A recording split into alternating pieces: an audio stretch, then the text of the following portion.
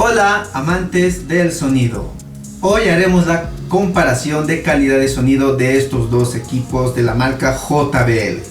Este es el Charge 5 que tiene un parlante principal de 30 watts RMS con un tweeter de 10 watts RMS seguidamente con dos radiadores pasivos como lo vemos acá, y también lo que es el JBL Go 4 tiene un parlante principal de 4.2 watts que también incluye un radiador pasivo en este lado.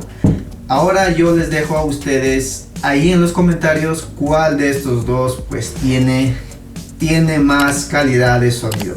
Obviamente ustedes son aquí los participantes.